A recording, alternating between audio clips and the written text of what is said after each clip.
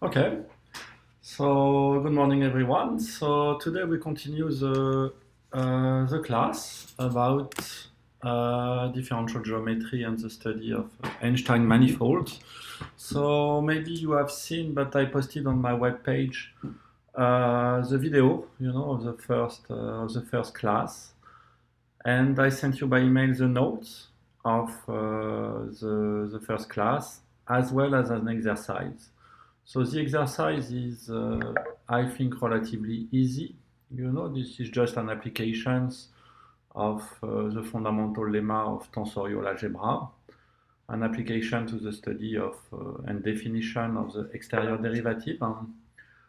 So this exercise will be due in 2 weeks, so you have 2 weeks to complete it. It's going to be due on the 17th of September.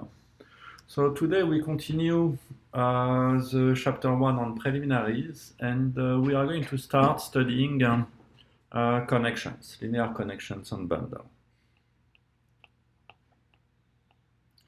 So we are still in chapter 1, which is about preliminaries.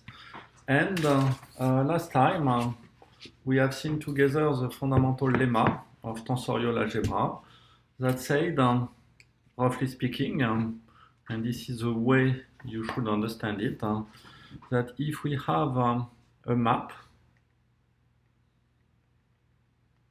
so the framework was the following. So if you have a vector bundle, E over M, with canonical projection P, if you consider a map A that goes from the space of sections of E onto the space of smooth function, then the value of A taken on a section and then evaluated at the point X on M depends only on X, on the value of the section at the point X for every X, if and only if A is CM linear map. That is, if and only if A of fx is the same as fax for all f, which is a smooth function on M. Okay? So the proof of the lemma relied, on a local trivialization of the space, and we constructed to prove this what we call a local frame of sections. Okay, so the first example of this is the definition of the exterior derivative. You'll see how we can apply this result, to construct the exterior derivative of a P form and to check that it defines a P plus 1 form. The second example would be the example of the Lie derivative, which is another way to differentiate tensor fields.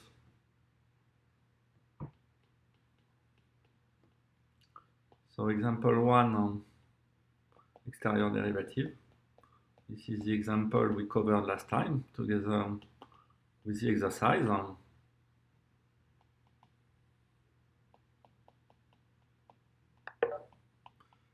And example 2 will be the example of the Lie derivative.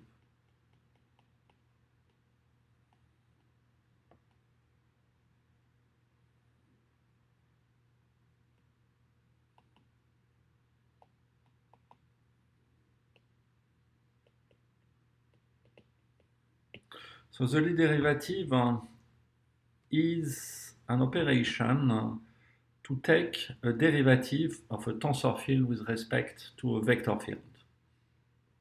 It should be seen as an extension of the Lie bracket between vector fields. So the Lie derivative of a tensor field Rs is defined or can be defined as follows.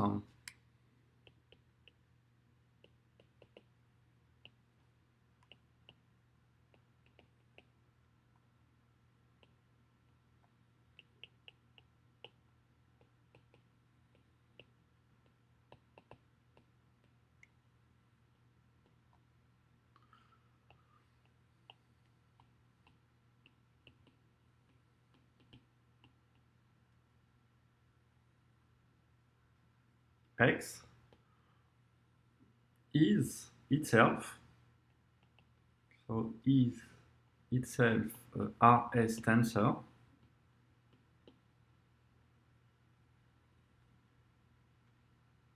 such that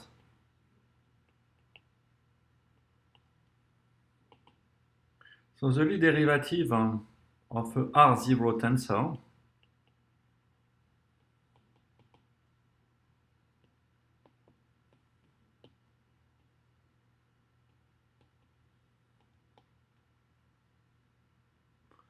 so if this is a R0 tensor, it means that the entries of A are vector fields and the output is a number. Okay, so you can see R0 tensors as acting on vector fields and giving a function on the manifold. So in that case, the Lie derivative with respect to x of A, so this is going to be acting on some vector fields x1 up to xr, and the definition you can choose is you differentiate the function a of x1 up to xr, which is a function because a is an R0 tensor, so you differentiate this function with respect to the vector field x. Okay, that is, you apply the vector field x to this function, and you subtract the sum for I is equal 1 to r of A of x1, and the last component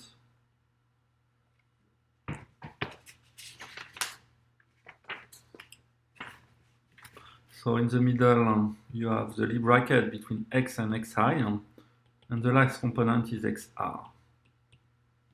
Okay, so this is what you can choose as a definition of the Lie derivative on R0 tensor. So the thing to make sure that you get a tensor field is to check that this is something which is linear, you know, with respect to the multiplication of smooth functions on each of the components. Again, if you look at the definition, you know, that I just gave you, this is not completely obvious, right? Because the first term in the definition involves a derivative with respect to x. Okay, so if you multiply one of the xi by a function f, this function is going to be differentiated in the first term. Okay, the same thing happens for the second term. That is, if you multiply the vector field xi by f, you see that inside of A you have the Lie bracket. Okay, so if you multiply xi by f, you will get the Lie bracket between x and fxi, which is going to involve a derivative of f as well. But what I'm saying is that the two derivatives of f, they do cancel. Okay, when you do the subtraction. So this is a key point from which you deduce that Lx of A, which is defined like that, is actually itself a R0 tensor. Okay? So this is a tensorial property with respect to the entries x1 up to xr. So bonus question, is it tensorial with respect to x? Has someone an idea about it? That is, can we see Lx of A as a tensor in X? Just look at the definition and see if a derivative of f is going to survive when you multiply x by the function f. So what do you think about this one? Does someone know the answer? Is it tensorial in X? I think it should be, because from the S term we can cancel together to have those additional term, isn't it? No, actually it's not. Okay, because the first term, you know, in the difference is tensorial in X, That is, if you multiply x by a function, you'll see that you can put the function in front, but the second term is not. Okay? So this expression is not tensorial in x.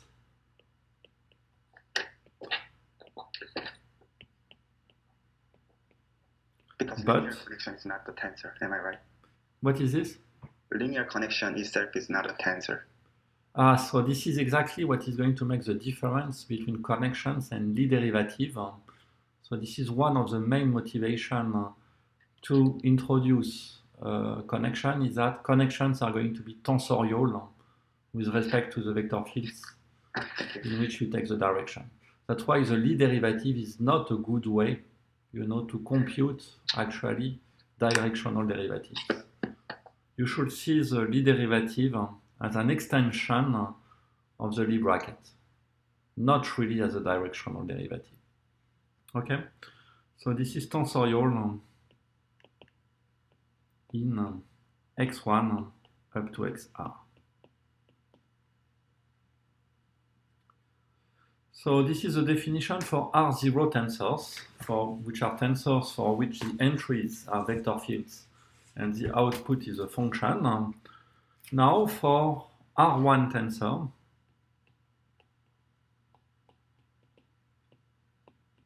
meaning that the entries are vector fields and the output is a vector field.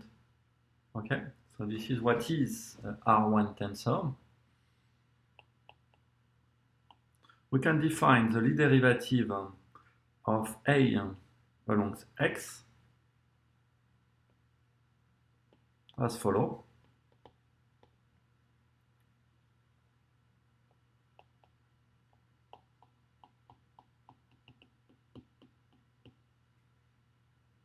So this is the Lie bracket between x and A of x1 up to xr.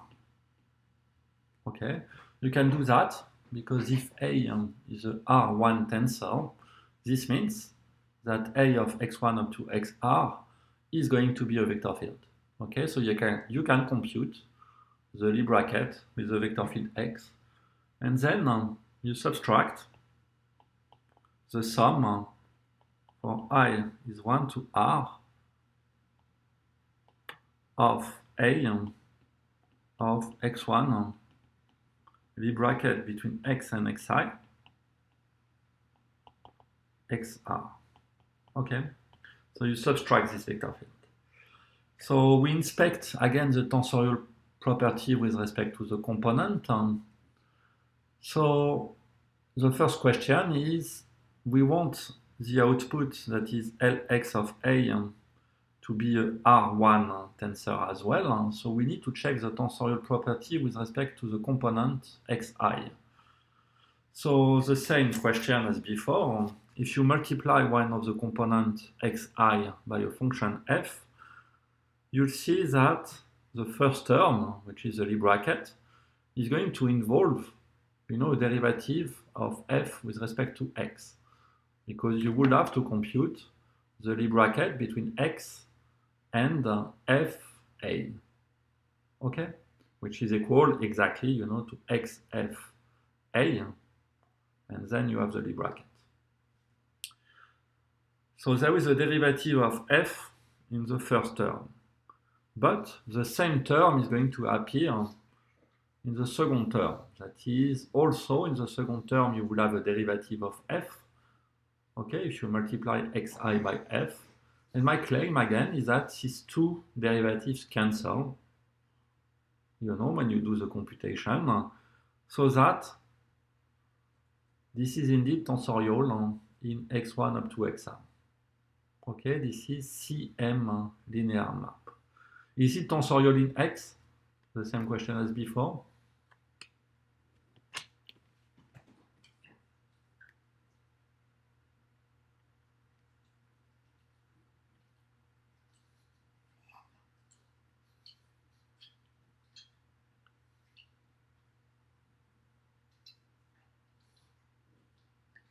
I mean, it could be. I don't know, just because Like now you have derivatives both on the first term and derivatives on the second terms, right? Yeah, that's right. That is, it's not completely obvious, but it's Yeah, not. it's not obvious that it's Yeah, not. it's not in that case. So this is a. But you're right, Marco. That is, it could be a priori because you would have derivative of f on the two terms. So you will have to do the algebra, to check if this is or not. But this is the same thing as before. It's not going to be tensorial in x. Okay, a computation shows, and this is only tensorial in x1 up to xr.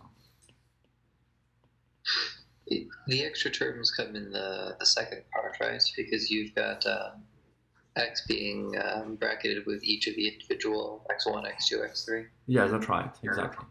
Yeah.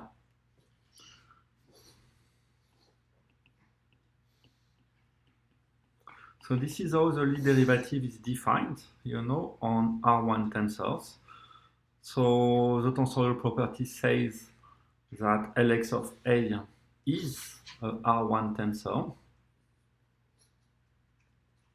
So once the Lie derivative is defined on R0 tensor and on R1 tensor, we can define it actually for any Rs tensor. Okay, because Rs tensor, at least locally, is always a product, of R1 tensor. And then, if you have the additional property that if A1 is Rs1 tensor, A2 is Rs2 tensor, then the tensor product can be differentiated. What is the rule you want, for the Lie derivative? What do you think I should impose? The Leibniz rule. Okay, that is, I want that Lx of the tensor product is given by this formula. Okay? So this is a way to define the Lie derivative of a tensor field of type Rs along a vector field. You define it first on R0 tensor. Okay, that is the output is a function. So you know how the Lie derivative act on functions, depending on vector fields. Then you know from the point number 2 how the Lie derivative act on R1 tensors, that is when the output is a vector field. And then you observe that any Rs tensor locally, is a product of a R0 tensor and S R1 tensor. Okay. So this defines, a Lie derivative on smooth tensor field. So Lx can be seen as a map, going from TRS as a space of sections of type Rs into itself. Okay, and this is going to be a derivation, that is, it satisfies the property number 3. However, Lx should not be seen as a directional derivative because Lx, as I told you before, is not tensorial in x, meaning that it's not a good way to look at the Lie derivative along a vector field x as a derivative in the direction of x, because the derivative in the direction of x at a point small x should only depend on the value of big X at this point, small x. Okay, when you compute directional derivative, you want that the output, that is the result that you get, only depends on the direction exactly at the point at which you take the derivative. Okay. So Lx rather should be seen, as I told you, as an extension of the Lie bracket. So the exterior derivative and the Lie derivative are connected. Okay, that is always a famous formula that connects the two. Let me point out before I give you the formula that if you have a P form, that is P forms, you know, are going to be P0 tensors, which are skew symmetric with respect to the entries. So the Lie derivative of a P form is itself a P0 tensor. And if you look at the definition, you'll see immediately that the Lie derivative of A, if A is skew symmetric with respect to the entries, is itself skew symmetric with respect to the entries. Because the first term in the definition is skew symmetric. That is, if you switch two entries, you will have the sign -1. And the same happens for the second term. Okay, so what I'm saying here is that the Lie derivative acts also on the space of P differential forms. And the derivative, the Lie derivative of a P differential form is itself a P differential form. Okay, so Lx restrict and can be seen as acting on the space of P differential form, and it is a P differential form itself. Okay. Simply because, as I told you, if you have a tensor A which is skew symmetric with respect to the entries, the output will be as well. So in that case, we have two natural maps acting on the space of differential forms. The first one is the exterior derivative. The second one is the Lie derivative, and they are connected with the following formula.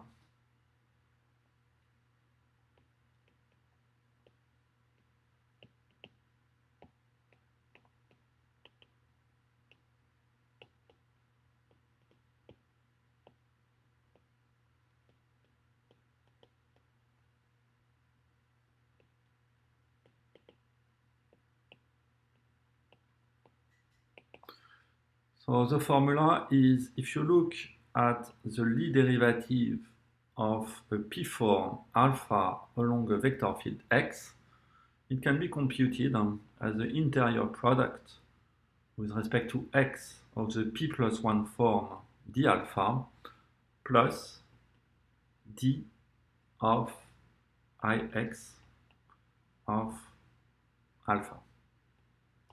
So Ix is what we call the interior product of form, meaning that you plug in X as a first entry. So Ix is the interior product by X, which is defined on P forms as a P plus 1 form, which is obtained as a form acting, so I will write it like this,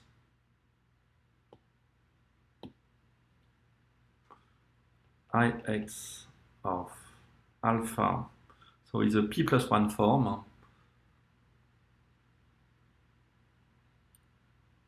of, so sorry, I got the index wrong, so this is P minus 1. You want to decrease. So the interior product of a P form by X is a P minus 1 form, and you want the entries X2, XP to be adding X as a first component. So this is the P form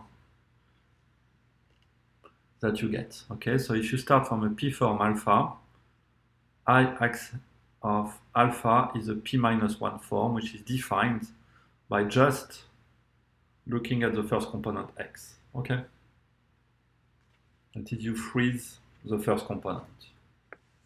And the formula that you have is that the Lie derivative of a P form can be computed in terms of the exterior derivative as you look at the interior product with respect to x of the p plus 1 form d alpha. Okay, so d alpha is a p plus 1 form, so the interior product will give you a p form. And the second term is the exterior derivative of ix of alpha. So ix of alpha is a p minus 1 form, and when you apply d, you get a p form.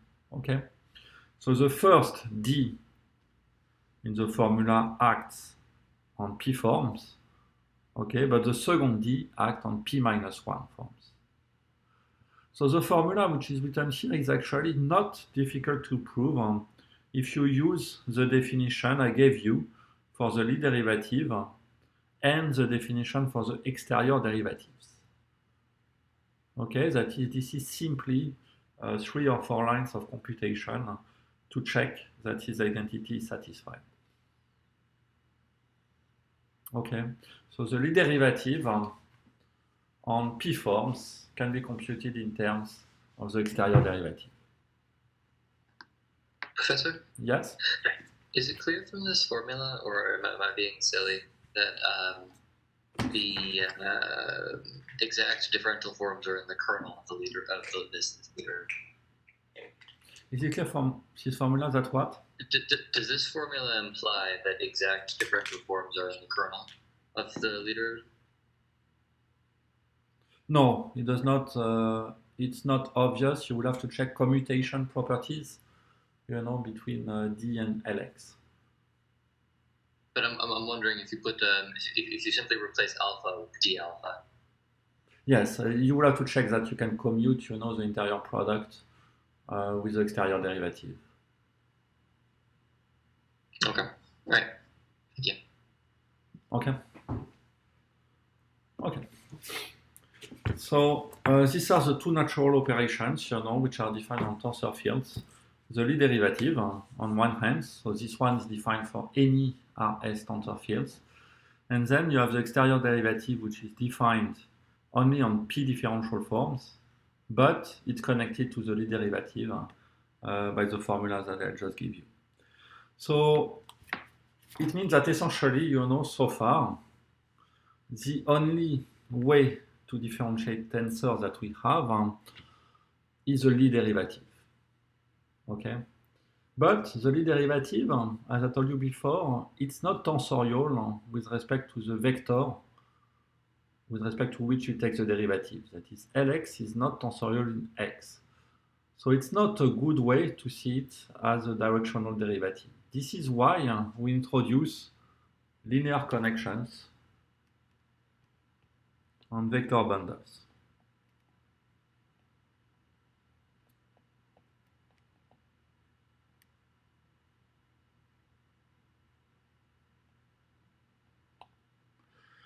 So linear connections on a vector bundle. So throughout the section 2, I will consider a vector bundle E over a manifold M.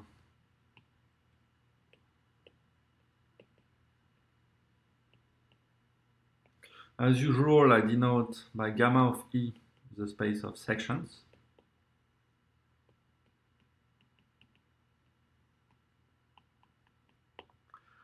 And our goal will be to introduce a notion of derivative of smooth section with respect to vector field. So it turns out, you know, that at the level of generality I am working in, there is no canonical way to do that. Okay, that's why if we want to differentiate tensor field with respect to vector fields, we need to introduce an extra structure on the manifold, which is called a connection. So the viewpoint on connection I'm going to use in this class, and which is also the viewpoint from the book, is a viewpoint of covariant derivatives. Okay, so the basic definition is the following.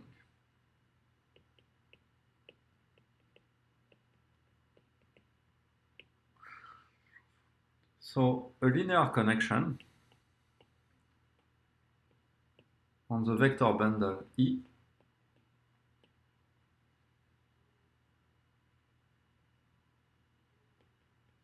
So is a map.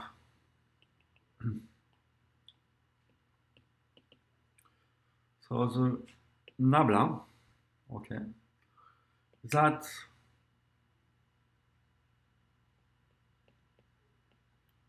act on the space of vector fields times the space of smooth sections and yields a smooth section. So the entry would be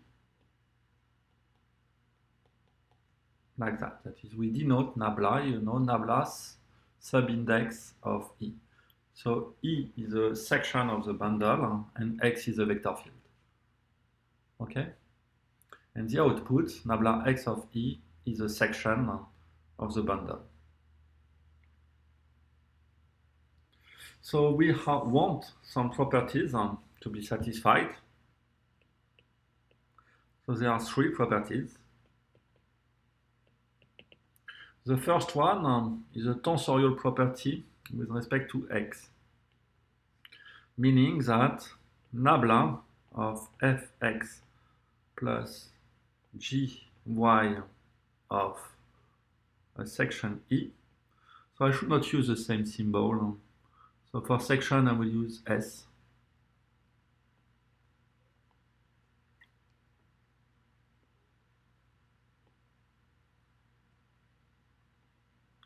So you want this to be tensorial with respect to the vector field entries. So you want this to be f nabla x of S plus g nabla y of S. Okay? This is linear with respect to S. That is nabla x of the sum of two sections is nabla xs plus nabla xt. Okay?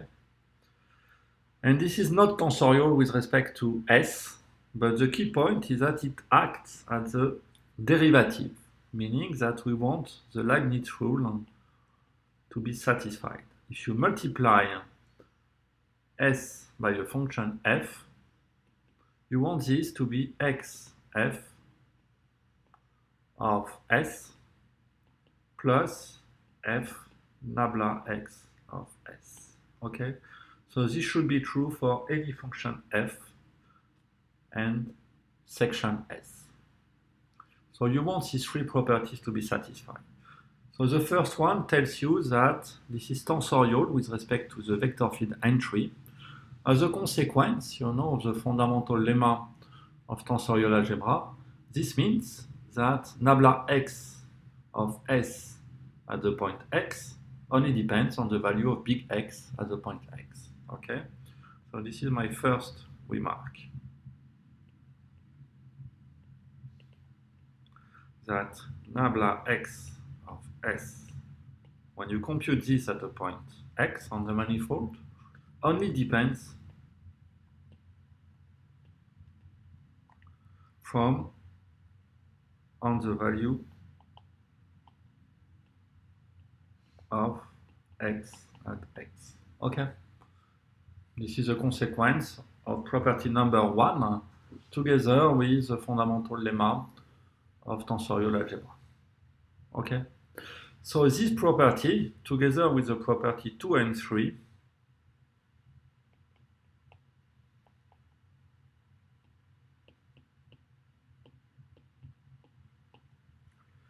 this allows to think of nabla x of S as being a derivative of the section S in the direction of x.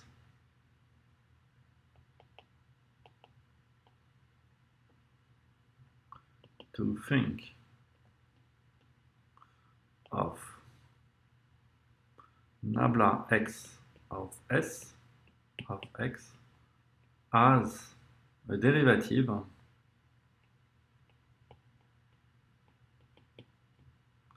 of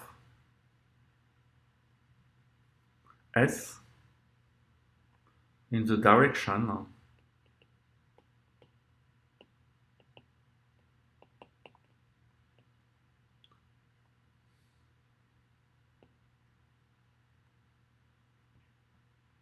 of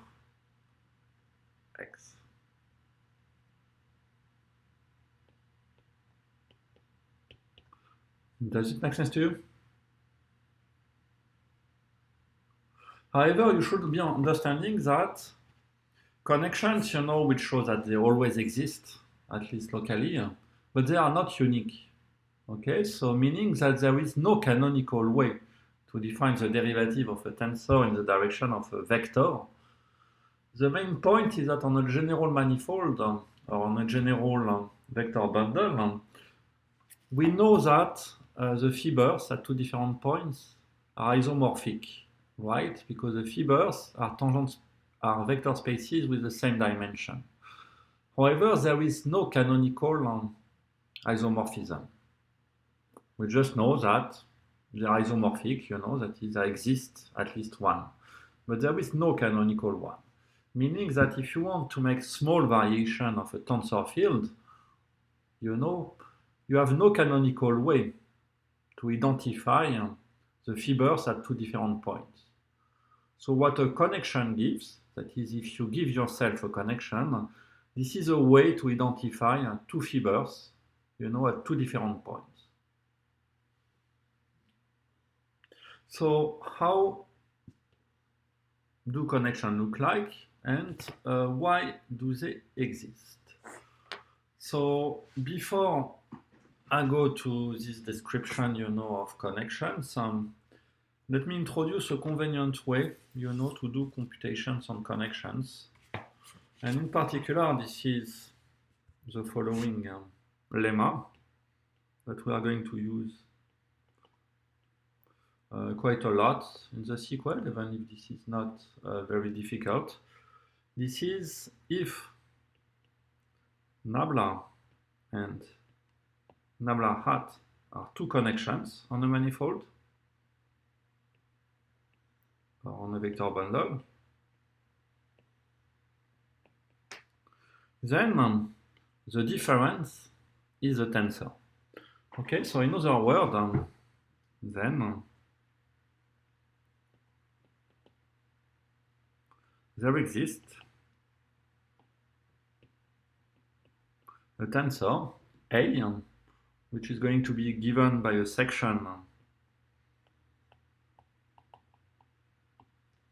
of T star M times E star times E.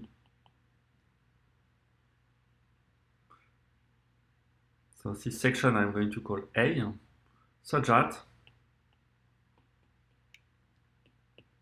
for every X vector field and every S section,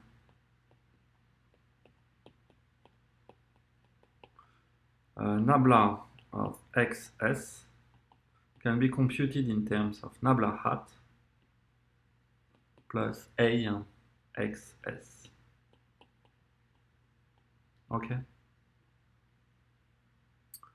So the difference between two connections is always a tensor. And this is a section of T star M times E star times E. Why is it a section of T star M times E star times E? Because you look at the first entry, X, so meaning that it acts on the first entry acts on vector field. Okay? So A, with respect to the first component, can be seen as a differential form. Okay? And then E star E, because E star E is identified, with the space of endomorphism of E. So if S is an entry, the second component, which is an element of E, A of XS is also in E, meaning that you have a linear map, once X is fixed, you have a linear map from E to E. So this is where the E star E comes from. Okay? So the exact description of the space with respect to which is a section is not very important. The important point is that this is a tensor. Okay, meaning that this is linear with respect to the entries X and S. So this is again a consequence of the fundamental lemma of tensorial algebra, right? Because if you look at define A exactly by the difference,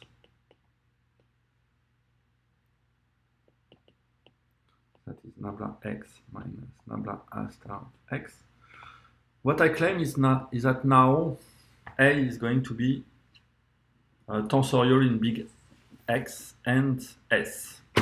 Okay, so the tensorial property in X is obvious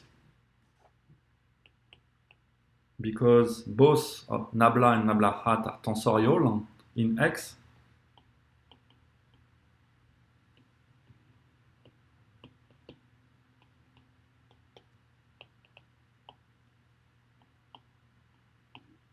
What is not trivial is the tensorial property in S. So I'm just going to show you the quick computation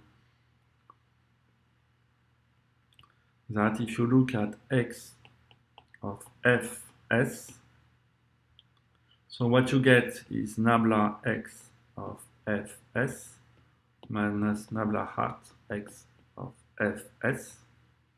And then you are going to use the properties of the connection. Okay, that is the property 2 and 3. To see that you get from the first term, this is X F S plus F delta X of S. Then you subtract X F S and you subtract nabla hat X of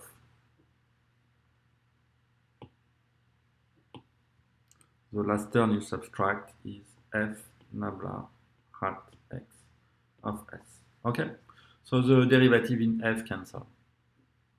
So you see F times nabla XS minus nabla hat XS, which is the same from the definition of A as A of XS. Okay, so this means that A defined like this is tensorial in S, and therefore is going to define a smooth section of the bundle I gave in the statement of the theorem. Okay, so if you have two connections, they always differ by a tensor. This tensor, sometimes in physics, is called the gauge tensor.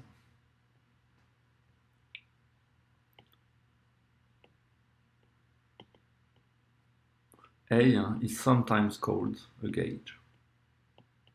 So this is particularly in physics.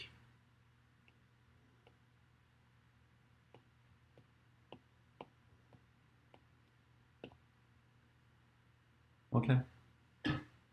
So let me give you an example of a connection to show that at least, you know, locally, there always exists connection on a vector bundle.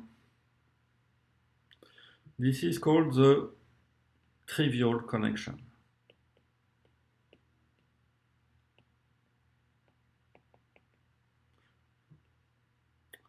So I will consider, you know, on my vector bundle around the point X, a local trivialization. So connections always exist at least locally around any point X.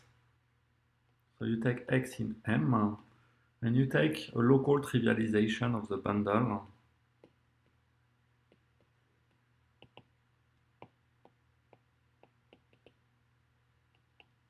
U phi around X. So I gave you the definition last time. This is local trivialization. U is an open set on M that contains X. Okay, and phi is a fibered isomorphism. That goes, you know, from the cylinder P minus 1 of U into M times Rk, if K is the rank of the bundle. So in particular, what I have shown on Tuesday is that if you have a local trivialization, you can construct from it a local basis of sections. Okay, so if I have, so I'm going to denote this local basis. Let me choose good notations. Okay, I will choose E. I don't think there is any ambiguity here. So you take a local frame of sections around X, that comes from this trivialization. That is, you look at the inverse map by phi, of X EI, where EI is the canonical basis of Rk. So then we can differentiate and obtain what we call the local, what we call the trivial connection in this trivialization as follows. We define then the trivial connection.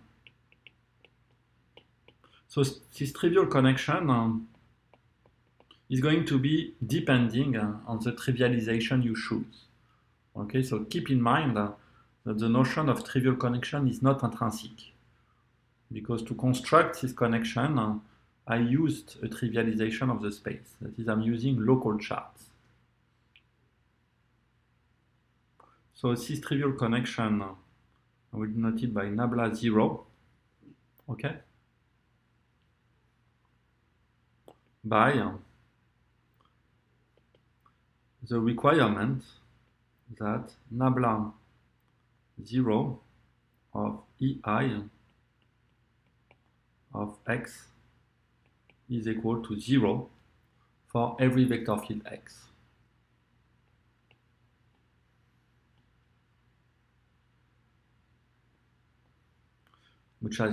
Which is defined, on gamma of U.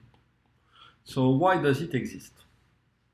That is, why does there exist, a connection, nabla 0, such that nabla 0 of EI is equal to 0.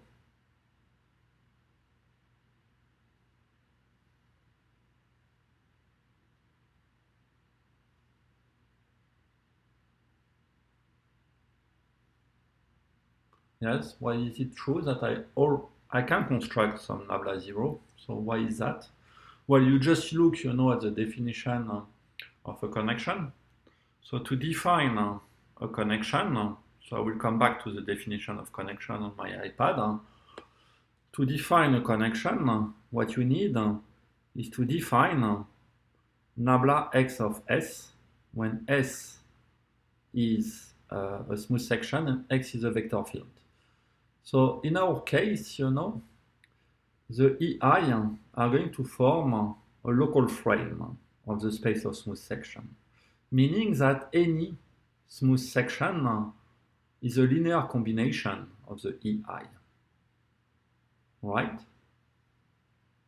So to compute nabla x of S, this is enough to compute nabla x of linear combination of the EI. And then it's going to be given by the formula, which is here.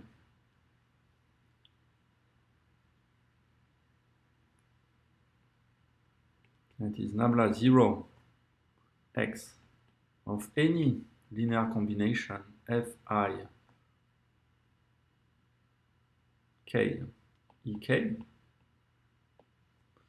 If you use the connection properties, it's going to be given by the sum of the x fi. So I don't need two indices here. I will use only one.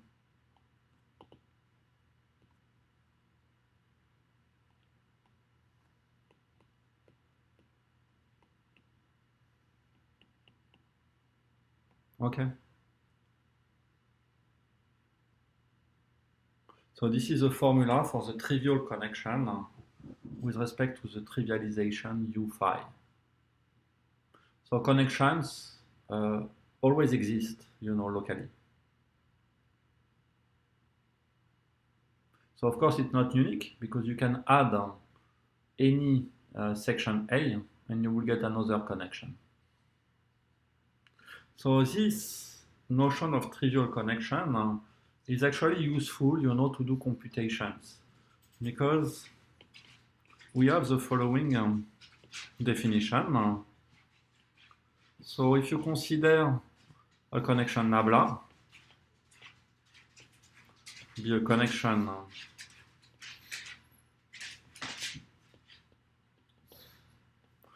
on the vector bundle E, okay?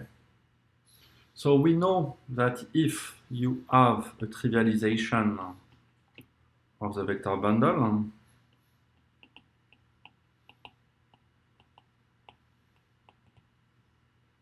of E, so if you have a trivialization, you have an associated trivial connection, nabla 0. So nabla minus nabla 0 is therefore a tensor, right? And this tensor is called the Christoffel tensor in the trivialization U phi. Okay, so this defines the tensor. This is what we have seen before. You look at the gauge term between the connection nabla and the trivial connection. So the tensor is denoted by gamma, that is gamma of xs is given by nabla xs minus nabla 0 xs. And this tensor is called the Christoffel tensor.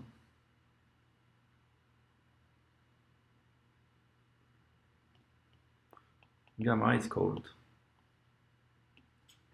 the Christoffel. So this allows you to do computations, in local frames. So I will check the spelling of Christoffel.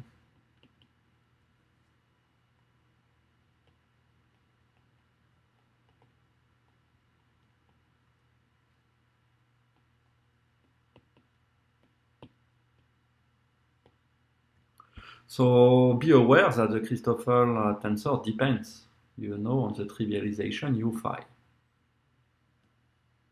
So this is a very important point, that if you choose or if you like to do computation in local coordinates, you should be aware that the computation you do are, of course, coordinate dependent, a priori. So gamma is what we call coordinate dependent.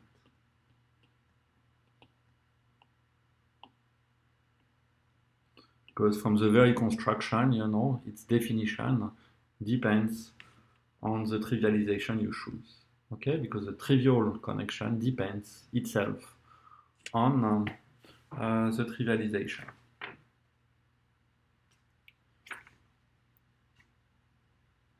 Do you have some question about it? No, that's okay.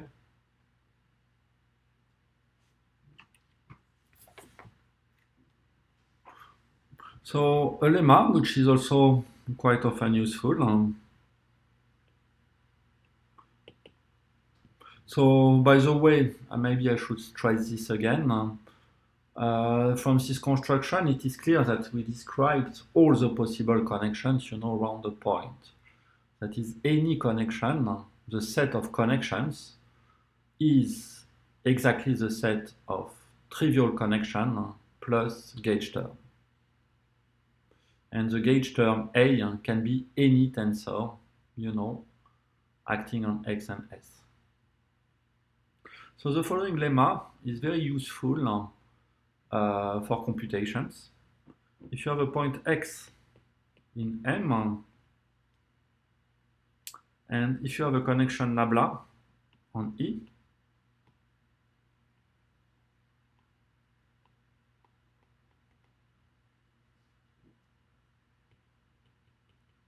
always there exists a local frame around X, F1 up to Fk. So there exists a local frame of sections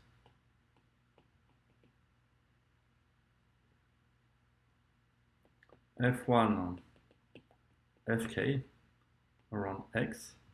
So again, k is the rank of the bundle, such that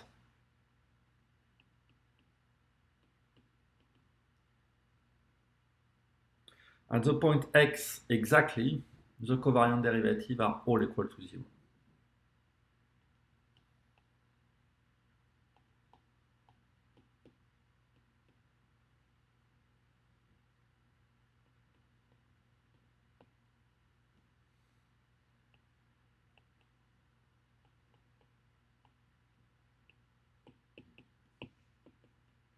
Okay, that is if you like working in local frames to do computations, and if you need to check some identity, on tensors, you can always choose a frame so that at one point this is 0. Okay, so the proof relies on simple linear algebra. That is, what you do is you first construct a general frame using a trivialization. So you take u phi be a trivialization around x.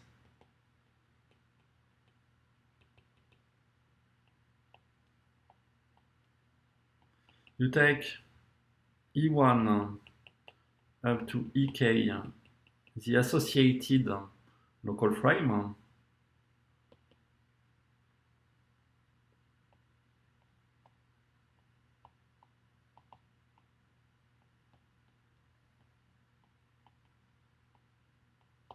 Okay, and you are going to construct the frame you want, f1 up to fk, as a linear combination, of course, of the ek. That is, we look for f1 up to fk in the form of the fi should be linear combination of the ek. Okay, and what we want is that the covariant derivatives, that is nabla x of fi at the point x is equal to 0. So what you want, the unknown to your problems are the function fik.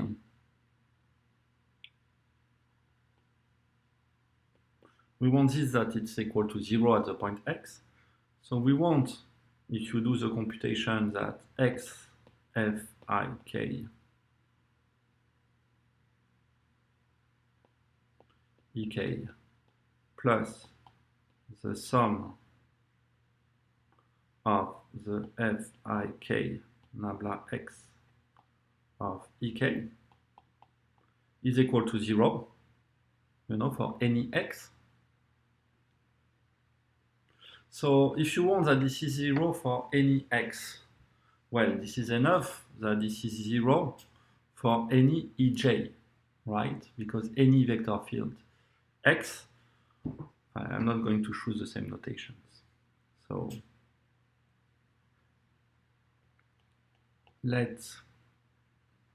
what I mean is that if you want that this is 0 for every x, this is enough to check that this is 0, when x is a linear combination of the xi, where the xi is a local frame of vector fields around x. So you pick xj be a local frame of vector field.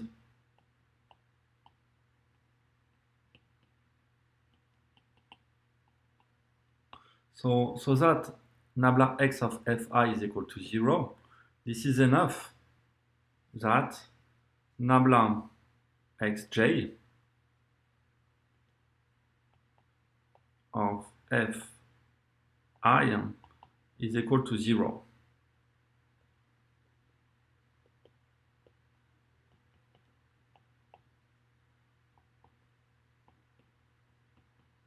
because of the tensorial property in X.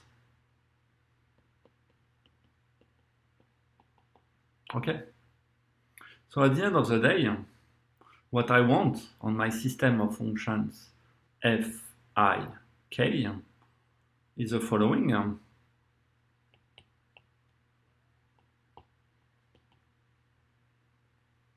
We want that the sum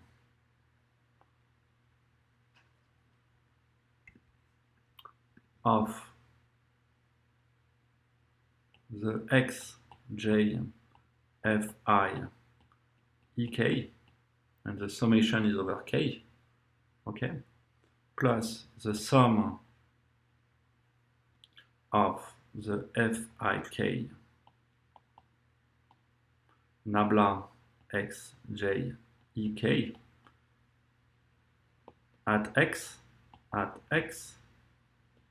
everything is evaluated at x is equal to 0. Okay, does it make sense to you?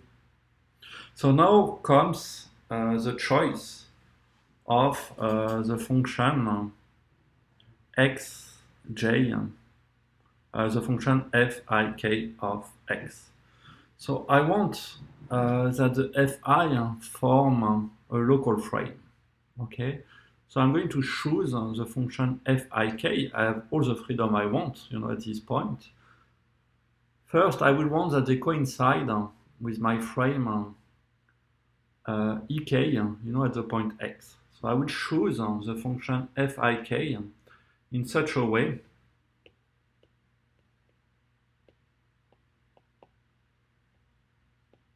that at the point x, this is the Kronecker symbol,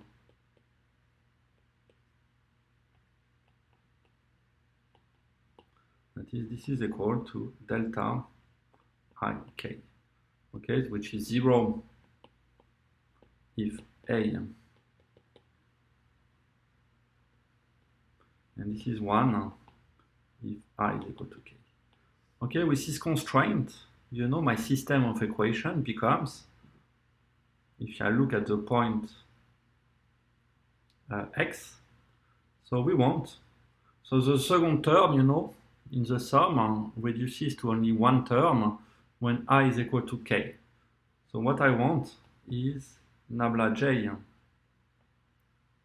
nabla xj of ei of x is equal to negative the sum over k of xj of fi. So I forgot an index here.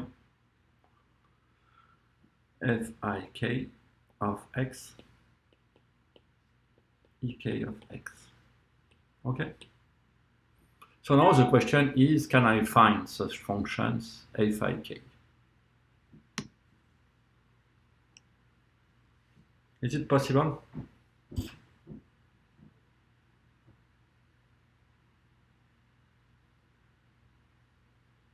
Well, it's possible, yes, because EI is a local frame of sections, meaning that at the point x, E1 up to EK of x is a basis. Okay, so this means that I can decompose the nabla xj of EI in this basis.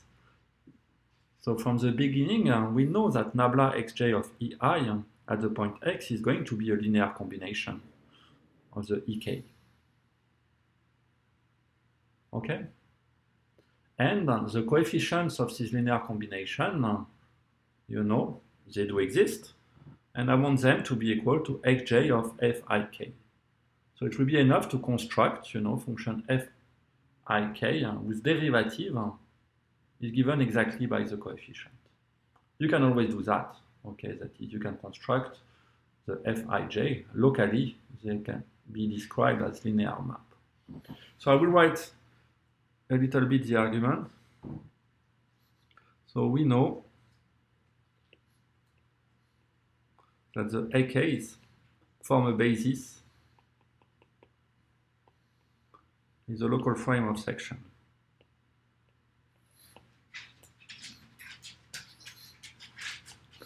therefore, there exist coefficients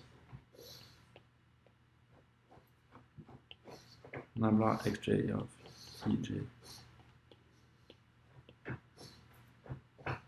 And these coefficients, by the way, are exactly the Christoffel symbols, you know, of the connection nabla in the trivialization phi. So there exist coefficients. So this one, I can write it as a sum over k, gamma j I k of. So let me use the notation, which is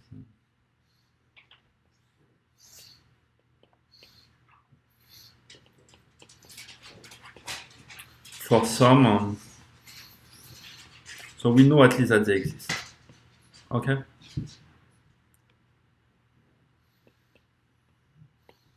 So we want, at the end of the day,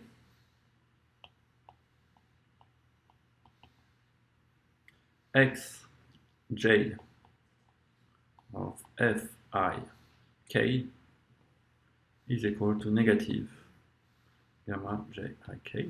Okay.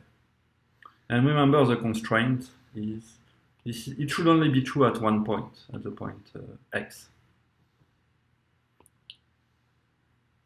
And remember the constraint, we want this. Okay, now my claim is that such functions always exist on the manifold.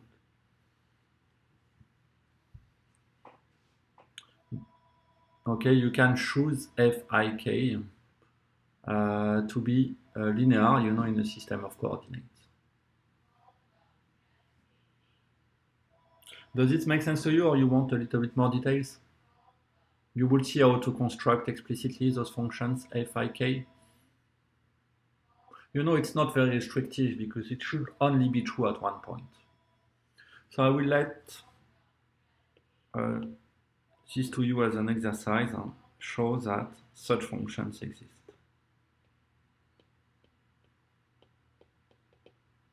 You know, it's not a PDE, okay, because this is only true at one point. So this is just a linear algebra exercise.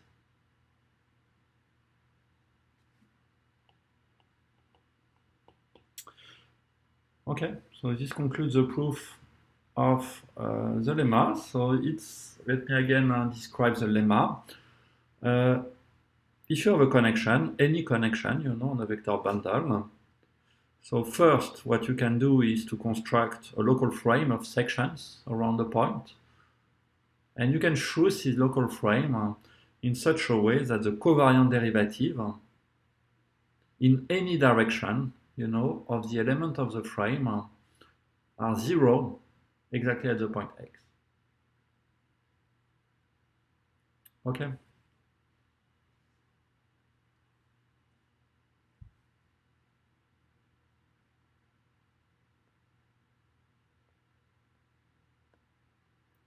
Further questions about this?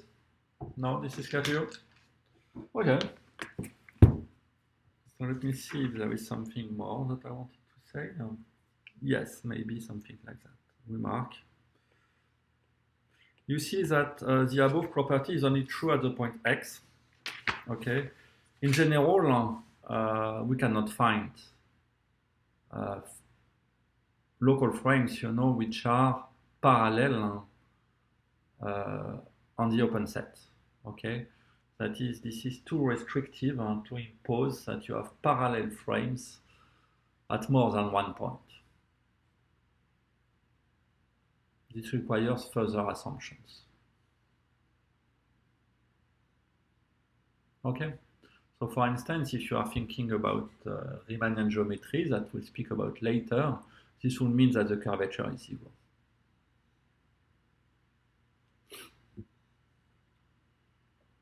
Okay, so actually this is a result which is true in some generality. I cannot tell you exactly what generality now, but intuitively, if you have a connection nabla and you are able to find a frame of section which is parallel for nabla and parallel everywhere, this means that the curvature of the connection is equal to 0. This is equivalent. Okay, So in general, at least what you should really remember is that in general, we cannot find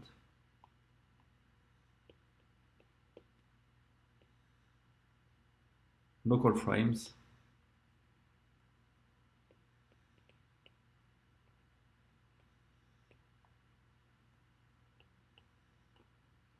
E1 up to EK,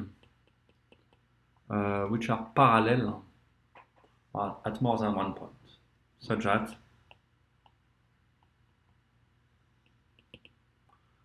for all vector fields, even on an open set, okay, it does not need to be on the whole manifold, nabla x of is always equal to 0. Okay, for all x in U. It can only be true at one point. And the obstruction is going to be given by what we call the curvature of the connection. So this is what we are going to be describing next time. What is the curvature of a connection? So you have some question at this point? So these are mostly definition about connections. It's important, to be able to compute with connections, because if you are used, to Riemannian geometry, there is a canonical one, which is called the Levi-Civita connection. But in general, if you are looking at more general structures, there is no canonical connection. So it's important, to be able to do computations with general connections on vector bundles. So do you have some questions? Hi, Professor. I have a quick question regarding the trivial connection. Yeah, sure. So I remember you said it's not unique. That's right. And it's not very obvious to me that it's not unique. Could you just explain it more? Okay, this is because you see that the trivial connection, so the formula is in the iPad on the screen, is given by this formula. So let me write it. If you have the trivial connection, it is given by this formula. But you see that this property is going to depend on the frame AK that you are choosing. That is the connection, the trivial connection satisfies this property. Okay. Okay, so this trivial connection depends on the frame A1 up to EK. And the frame itself depends on the choice of the trivialization. Okay, that is, if you look intuitively in two different charts, because charts are not unique, okay, Yeah. Two charts are going to give you two different frames, and these two different frames give you two different trivial connection.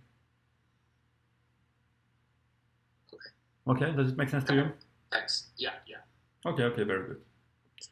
So just to conclude on that, for this trivial connection, there exists, from the very construction, a local frame which is parallel. But this is because the curvature of the trivial connection will be equal to 0. Okay. So this is something to keep in mind. If you are doing computations with trivial connections, it's frame dependent. Okay, so this is it for today.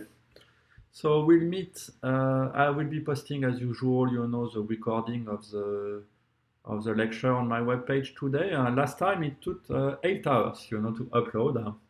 So I hope this time it will be faster. This is certainly due to the first week of the semester where everyone is uploading things on Kaltura. So I will start uploading now, and hopefully it's going to be ready relatively soon. So you can see the video on my webpage. Okay, and I will send you by email the notes of the class from today. Okay, so have a good weekend, and we'll see on Tuesday. Okay, so bye-bye everyone. So John Marco, I call you now on Zoom, or you send me a Zoom link? Okay, great. So see you later. Bye-bye. Thank you. Bye, everyone.